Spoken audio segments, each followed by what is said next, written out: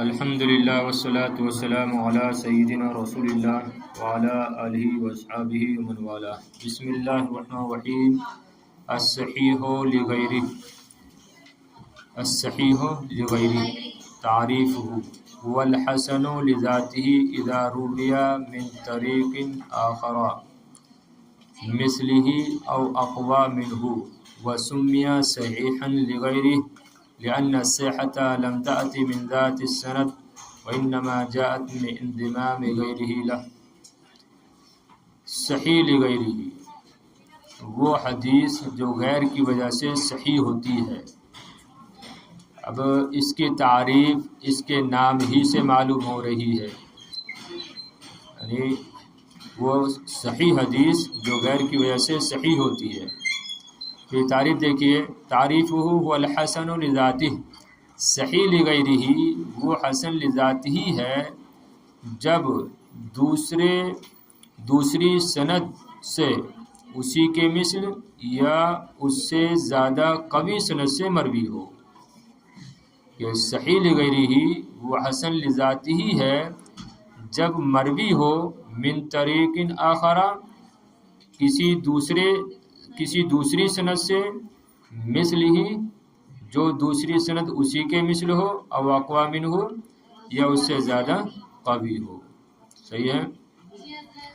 وسمی صحیحا لغیرہ، اور صحیح لغیرہ کو صحیح لغیرہ ہی کہتے ہیں لأن الصحة لم تأت من ذات السند، اس لیے کہ صحت خود اس سند کی وجہ سے اس میں نہیں پائی جاتی ہے، بلکہ وہ پائی جاتی ہے اس کے ساتھ یا انما جاءت من انضمام غیرہ لہ، بلکہ اس میں صحت پائی جاتی ہے اس کے غیر کے ساتھ ملنے کی وجہ سے، اس کے غیر کے ساتھ ملنے کی وجہ سے۔ تو اس وجہ سے صحیح لغیرہ کو صحیح لغیرہ کہا جاتا ہے۔ سمجھ رہے ہیں؟ یعنی صحیح لغیرہ کیا ہے؟ اصل میں حسن لذاتہ ہی ہے۔ حسن لذاتہ میں کیا ہوتا ہے کہ تمام چیزیں ٹھیک ٹھاک ہوتی ہیں، راوی سب اعلیٰ درجے کے ہوتے ہیں، لیکن ضبط میں کیا ہوتی تھی کیا ہوتی ہے؟ خفت پائی جاتی ہے۔ تو صحیح لغیرہ ہی گویا کہ حسن لذاتہ ہی ہے، لیکن یہ متعدد طرق سے آنے کی وجہ سے صحیح لغیرہ ہی ہو جاتی ہے۔ صحیح ہے نا؟ دوسری سندوں کے آنے کی وجہ سے وہ جو کمی تھی اس میں وہ پوری ہو جاتی ہے، تو اس وجہ سے اس کو صحیح لغیرہ ہی کہتے ہیں۔ پھر دیکھیے تعریف صحیح لغیرہ وہ حسن لذاتہ ہی ہے جب دوسری سند سے وہ دوسری سند اسی کے مثل ہو یا اس سے زیادہ قوی ہو، مروی ہو۔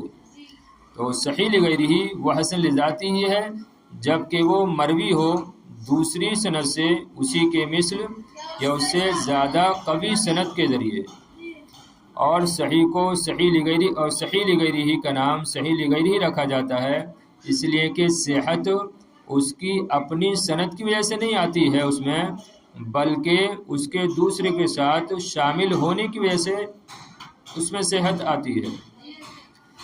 مرتبتہ، صحیح لغیرہ کا مرتبہ، هو اعلی مرتبۃ من الحسن لذاتہ ودون الصحیح لذاتہ، کریں صحیح لغیرہ کا مرتبہ یہ حسن لذاتہ سے اعلیٰ ہے، زیادہ ہے، ودون الصحیح لذاتہ اور صحیح لذاتہ سے کم ہے، دونا قلیل۔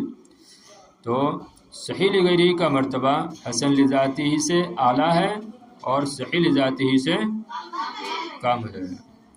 اب دیکھیے مثال دے رہے ہیں اور بات واضح ہو جائے گی۔ اس کی مثال محمد بن عمرو کی حدیث ہے جس کو وہ روایت کرتے ہیں ابو سلمہ سے، اور ابو سلمہ روایت کرتے ہیں ابو ہریرہ سے کہ ان رسول اللہ صلی اللہ علیہ وسلم قال لولا نشق علی امتی لامرتهم بالسواک عند کل صلاۃ۔ حضرت ابو ہریرہ سے مروی ہے کہ رسول اللہ صلی اللہ علیہ وسلم نے فرمایا کہ اگر مجھے اپنی امت پر مشقت کا خوف نہ ہوتا تو میں ضرور ان کو ہر نماز کے وقت مسواک کرنے کا حکم دیتا.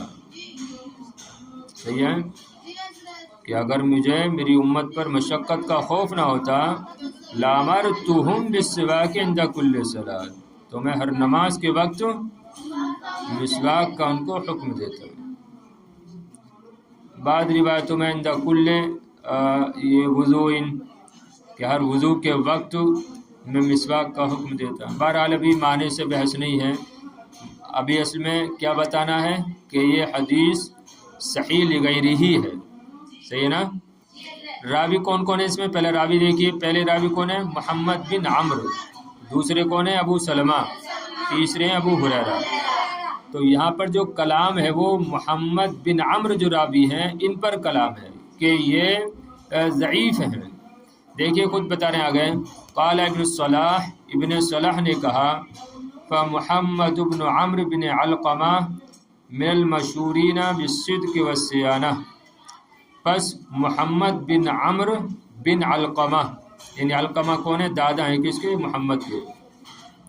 پس محمد بن عمرو بن علقمہ یہ ان راویوں میں سے ہیں جو صداقت اور دیانت میں مشہور ہیں. صحیح نا. بالصدق یعنی فی الصدق. تو امام ابن صلاح فرماتے ہیں کہ محمد بن عمرو بن علقمہ یہ ان راویوں میں سے ہیں جو صداقت و سیانت و دیانت میں مشہور ہیں. لیکنہ لم یکن من اہل الاتقان، لیکن وہ متقنین میں سے نہیں ہیں، وہ مہارت کامل مہارت رکھنے والوں میں سے نہیں ہیں. حتی ضعفہ بعضهم من جہت سوء حفظہ، یہاں تک کہ ان میں سے بعض محدثین نے ان کی تضعیف کی ہے ان کے کمزور حافظے کی وجہ سے، سوء حافظے کی وجہ سے. صحیح ہے. ووثقہ بعضهم لصدق وجلالتی، اور ان میں سے بعضهم میں ہم ضمیر کا مرجع محدثین، اور بعض محدثین نے ان کی توثیق کی ہے ان کی صداقت اور ان کی عظمت شان کی وجہ سے. صحیح ہے نا. تو گویا کہ دونوں طرح کے اقوال ملتے ہیں، پائے جاتے ہیں کس کے اندر؟ محمد بن عمرو بن علقمہ کے اندر. اگرچہ کس میں سے ہیں؟ صداقت و سیانت میں مشہور ہیں. لیکنہ لم یکن من اہل الاتقان، لیکن یہ کامل مہارت رکھنے والے راویوں میں سے نہیں ہیں. یہاں تک کہ بعض محدثین نے ان کی تضعیف کی ہے ان کے سوء حافظے کی جہت سے، ان کے سوء حافظے کی وجہ سے کہ ان کا حافظہ اچھا نہیں تھا، اور بعض نے ان کی توثیق کی ہے ان کی صداقت ان کی عظمت شان کی وجہ سے. تو اب کہہ رہے ہیں فحدیثہ من ھذہ الجہۃ حسن، بس اس جہت سے ان کی حدیث کیا ہو گئی؟ حسن ہو گئی. صحیح ہے نا. بس اس جہت سے کہ ان کا حافظہ کچھ کم تھا، حافظے میں کمزوری تھی، تو اس جہت سے کیا ہو گئی؟ یہ حدیث حسن ہو گئی. حسن اسی حدیث کو کہتے ہیں نا، ضبط میں حافظے میں کمی پائے جائے اور باقی شروط پائے جائیں تو وہ حسن ہوتی ہے. تو اس جہت سے یہ حدیث کیا ہو گئی؟ حسن ہو گئی. اب لیکن دیکھیے آگے، فلما انضم الى ذلك كونه روي من اوجه اخر زال بذلك ما كنا نخشاه عليه من جهة سوء حفظه. یہ سمجھنا. دیکھیے فلما انضم الى ذلك، لیکن جب اس کے ساتھ شامل ہو گئی یہ بات کہ وہ دوسرے طرق سے بھی مروی ہے. توجہ ہے نا. لیکن جب اس کے ساتھ شامل ہو گئی یہ بات کہ دوسرے طرق سے بھی مروی ہے، اوجہ یہ جمع ہے وجہن کی، طرق سندیں، لیکن جب اس کے ساتھ شامل ہو گئی یہ بات کہ وہ دوسرے طرق سے بھی مروی ہے تو زال بذالک، اس کی وجہ سے زائل ہو گیا یا زائل ہو گئی ما کنا نخشى علیہ، وہ بات جس کا ہمیں اندیشہ تھا ان پر، من جہت سوء حفظی، ان کے سوء حفظی کی وجہ سے. تو اس وجہ سے وہ بات دور ہو گئی، اس کا ازالہ ہو گیا جس کا ان پر ڈر تھا سوئے حفظ کی وجہ سے، ان کے سوئے حفظ کی وجہ سے، ہے کہ نہیں؟ یعنی یہ راوی محمد بن عمرو اگرچہ کیسے ہیں، ان کا حافظہ کم ہے، لیکن یہی حدیث دوسری سندوں سے ہی مروی ہے، دوسرے راویوں نے بھی اس حدیث کو روایت کیا ہے۔ تو اب مطلب یہ ہوا کہ وہ جو کچھ کمزوری اس حدیث میں پالی گئی تھی، اس حدیث میں آ گئی تھی، ان کی وجہ سے وہ اب دوسرے راویوں کے اس حدیث کو بیان کر دینے کی وجہ سے وہ ختم ہو گئی۔ تو اب کیا ہو گئی حدیث؟ تو صحیح لغیری ہو گئی، غیر کی وجہ سے، غیر کی دوسری سندوں کے ساتھ آنے کی وجہ سے یہ حدیث کیا ہو گئی؟ صحیح ہو گئی، یعنی صحیح لغیری ہو گئی۔ وہی کہہ رہے ہیں وَانْجَبَرَ بِهِ ذَلِكَ النَّقْصُ الْيَسِيرُ، اور اس وجہ سے وہ جو معمولی کمی تھی وہ اس کی بھرپائی ہو گئی۔ انجبر مانے بھرپائی ہونا، پوری ہونا، تو اس کی وجہ سے دوسرے طرق سے آنے کی وجہ سے وہ جو معمولی کمزوری تھی وہ پوری ہو گئی، وہ ختم ہو گئی۔ فَصَّحَ هَذَا الْإِسْنَادُ، تو یہ اسناد کیا ہو گئی؟ صحیح ہو گئی۔ وَالْتَحَقَ بِدَرْجَةِ الصَّحِيحِ، اور وہ صحیح کے درجے سے لاحق ہو گئی، صحیح کے درجے سے لاحق ہو گئی۔ تو اب اس کو یعنی صحیح کہا جائے گا، لیکن صحیح لغیری ہی، نہ کہ صحیح لذاتی ہی۔ صحیح لغیری ہی کیوں؟ کیونکہ غیر کی وجہ سے صحیح ہوئی ہے۔ بات آ رہی نہیں سمجھ میں؟ آگے دیکھیے، الحسن لغیری، حسن لغیری ہی، الحسن لغیری، حسن لغیری ہی، تعریف ہو، اس کی تعریف۔ اب دیکھیے حسن لغیری ہی، اس کے نام سے ہی اس کی تعریف سمجھ میں آ رہی ہے کہ غیر کی وجہ سے حسن، کہ وہ حدیث جو غیر کی وجہ سے حسن ہوتی ہے۔ اس سے پہلے کیا تھا؟ وہ حدیث جو غیر کی وجہ سے ہی ہوتی ہے۔ تو اب دیکھیے تعریف ہوا الضعیف اذا تعددت طرقه ولم يكن سبب ضعفه فسق الراوی او کذبہ، کہ حسن لغیرہ وہ ضعیف ہے، حسن لغیرہ وہ ضعیف ہے جبکہ وہ اس کے طرق متعدد ہوں، تعددت طرقہ، اس کے طرق متعدد ہوں، ولم یکن سبب ضعفہ، اور اس کے راویوں کا ضعف یہ راوی کے فسق کی وجہ سے نہ ہو یا اس کے جھوٹ کی وجہ سے نہ ہو۔ تو کیا تعریف حسن لغیرہ کی؟ کہ حسن لغیرہ وہ دراصل ضعیف حدیث ہے جو کہ اذا تعدد طرق، جو کہ متعدد طرق سے مروی ہو، یا جب وہ متعدد طرق سے مروی ہو اور اس حدیث کے راویوں کا کے ضعف کا سبب یہ فسق اور جھوٹ نہ ہو۔ یعنی کہنا چاہ رہے ہیں، دیکھیے پہلے اس کو سمجھ لیں کہ حسن لغیری اصل میں کیا ہوتی ہے؟ ضعیف ہوتی ہے، ٹھیک ہے نا؟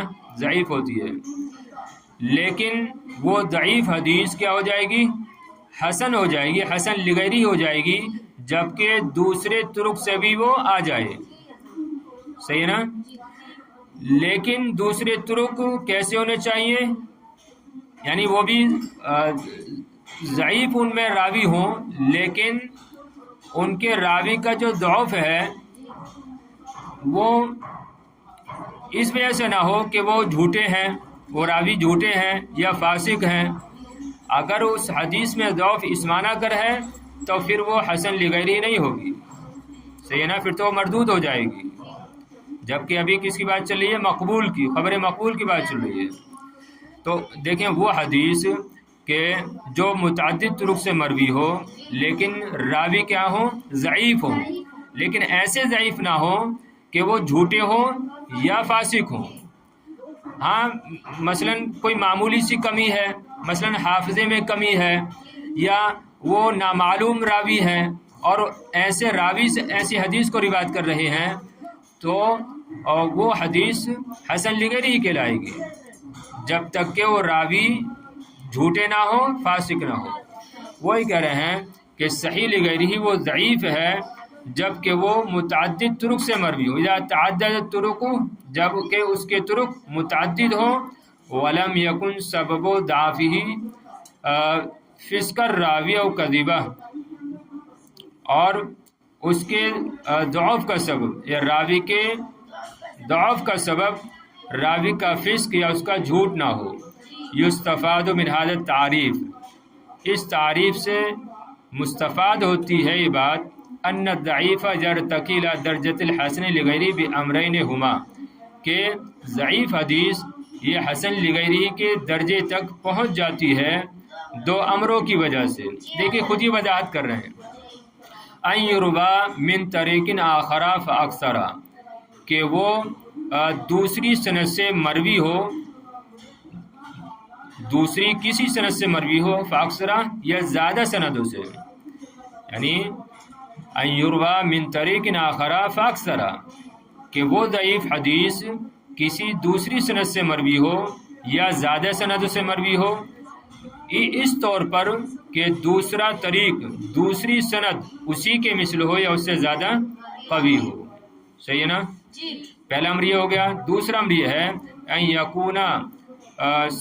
یکونا سبب ضعف الحدیث اما سوء حفظ راوی او انقطاع فی سندہ او جہالت فی الرجال، کہ حدیث کے ضعف کا سبب یا تو اس کے راوی کے حافظے کی کمزوری ہو، یا اس کی سند میں سند کا منقطع ہونا ہو، یا اس کے راویوں میں جہالت ہو، اس کے راویوں میں کیا ہو؟ جہالت ہو، اس کے راویوں کا نامعلوم ہونا ہو، معلوم نہ ہونا ہو۔ تو اگر اس طریقے کی معمولی کمزوریاں پائے جا رہی ہیں اور وہ حدیث متعدد طرق سے آ رہی ہے تو وہ حدیث کیا ہو جائے گی؟ ضعیف سے بڑھ کر کیا ہو جائے گی؟ حسن لغیری ہو جائے گی۔ ان سندوں کے آنے کی وجہ سے حسن لغیری ہو جائے گی۔ مرتبتہ، ایک مرتبہ ترجمہ دیکھ لیجئے کہ حسن لغیری ہی وہ ضعیف حدیث ہے جبکہ اس کے طرق متعدد ہو اور اس کے ضعف کا سبب راوی کا فسق یا راوی کا جھوٹ نہ ہو۔ اس تعریف سے مستفاد ہوتی ہے یہ بات کہ ضعیف حسن لغیری کے درجے تک پہنچ جاتی ہے، ترقی کر جاتی ہے دو امروں کی وجہ سے۔ ان میں سے ایک امر یہ ہے کہ وہ ضعیف حدیث دوسری سند سے مروی ہو یا زائد سند سے مروی ہو، اس طور پر کہ دوسری سند اسی کے مثل ہو یا اس سے زیادہ قوی ہو۔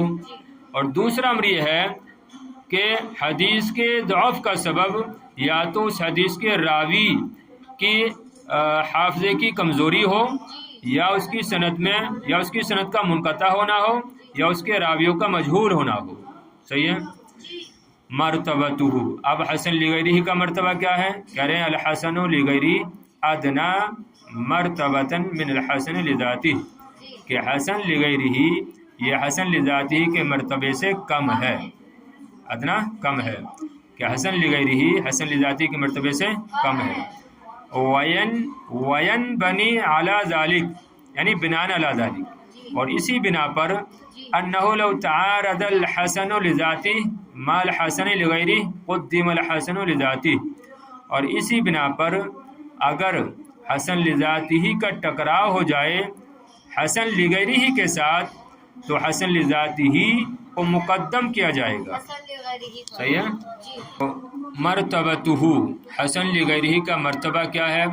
تو حسن لغیرہ یہ حسن لذاتہ سے مرتبے میں کم ہے۔ وین بنی علی ذالک، اور اسی بنا پر اگر حسن لذاتہ کا حسن لغیرہ کے ساتھ تعارض ہو جائے، ٹکراؤ ہو جائے، قدم الحسن لذاتہ، تو حسن لذاتہ کو مقدم کیا جائے گا۔ صحیح ہے نا؟ اب اس کا حکم کیا ہے؟ حکمہ ہوا من المقبول الذی یحتج بہ، کہ حسن لغیرہ یہ مقبول حدیثوں میں سے ہے جس سے استدلال کیا جائے گا، جس سے استدلال کیا جاتا ہے۔ تو حسن لغیرہ ان مقبول حدیثوں میں سے ہے جن سے استدلال کیا جاتا ہے۔ من المقبول الذی یحتج بہ، ان مقبول حدیثوں میں سے ہے جن سے استدلال کیا جاتا ہے۔ صحیح ہے؟ اب مثال بھی دیکھ لیے، بات اور واضح ہو جائے گی۔ مثالہ ما رواہ الترمذی وحسنہ من طریق شعبہ، حسن لغیرہ کی مثال وہ حدیث ہے جس کو امام ترمذی نے روایت کیا اور اس کی تحسین کی، یعنی اس کو حسن قرار دیا حضرت شعبہ کے طریق سے، امام شعبہ کے طریق سے۔ تو کیا ترجمہ کریں گے کہ حسن لغیرہ کی مثال وہ حدیث ہے جس کو امام ترمذی نے اپنی سنن میں روایت کیا، کس کے طریق سے؟ امام شعبہ کے طریق سے، وحسنہ، اور اس کو حسن قرار دیا۔ کہ امام شعبہ روایت کرتے ہیں عاصم بن عبید اللہ سے، اور وہ روایت کرتے ہیں عبداللہ بن عامر سے، اور وہ روایت کرتے ہیں عبداللہ بن عامر بن ربیعہ سے، وہ روایت کرتے ہیں اپنے والد سے، اپنے والد ربیعہ سے، ان امرأۃ من بنی فزارۃ تزوجت علی نعلین فقال رسول اللہ صلی اللہ علیہ وسلم ارضیت من نفسک ومالک بنعلین قالت نعم فاجاز۔ تو شعبہ یہ روایت کرتے ہیں عاصم بن عبید اللہ سے، وہ روایت کرتے ہیں عبداللہ بن عامر بن ربیعہ سے، اور وہ روایت کرتے ہیں اپنے والد ربیعہ سے کہ بنی فزارہ کی ایک عورت نے تزوجت علی نعلین، دو جوتوں پر اپنی شادی کی، دو جوتوں کے عوض اپنی شادی کی۔ تو نبی کریم علیہ السلام نے فرمایا ارضیت من نفسک ومالک بنعلین، کیا تو اپنے نفس اور اپنے مال سے راضی ہے دو جوتوں کے بدلے؟ قالت نعم، تو اس عورت نے کہا ہاں، فاجازہ، تو نبی کریم علیہ السلام نے اس کی منظوری دے دی، شادی کی منظوری دے دی، اجازت دے دی۔ یعنی سامنے والا جو مرد تھا بہت نہایت کمزور تھا، یعنی مال و دولت کے اعتبار سے، صحیح ہے نا؟ تو اس پر نبی کریم علیہ السلام نے فرمایا کہ کیا تم خوش ہو کہ یعنی اتنے قلیل مال پر تم خوش ہو؟ تو اس نے کہا ہاں میں خوش ہوں۔ تو نبی کریم علیہ السلام نے فرمایا کہ ٹھیک ہے، اور تم خوش ہو تو ٹھیک ہے، شادی تمہاری جو ہے اجازت دی جاتی ہے۔ تو وہی ہے کہ بنی فزارہ کی ایک عورت نے شادی کی علی نعلین، دو جوتوں کے عوض، تو نبی کریم علیہ السلام نے فرمایا کہ تم اپنے نفس اور اپنے مال سے راضی ہو دو جوتوں کے عوض؟ قالت نعم، تو اس نے کہا ہاں، فاجازہ، تو نبی کریم علیہ السلام نے اجازت دے دی۔ خیر محل استشہاد ہمارا سند ہے، صحیح ہے نا؟ ابھی معنی سے بحث نہیں ہے۔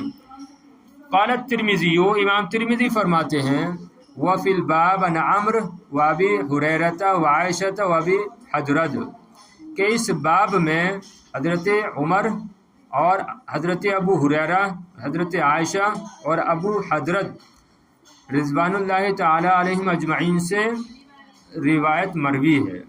تو دیکھیے کئی لوگوں نے اسی طریقے کی حدیث بیان کی نا، تو آپ کہہ رہے ہیں فعاصم ضعیف لسوء حفظی، بس عاصم جو راوی ہیں، یعنی عاصم بن عبید اللہ، یہ جو ضعیف ہیں لسوء حفظی، اپنے حافظے کی کمزوری کی وجہ سے، وقد حسن له الترمذی هذا الحدیث، اور امام ترمذی نے اس حدیث کو حسن قرار دیا، کیوں؟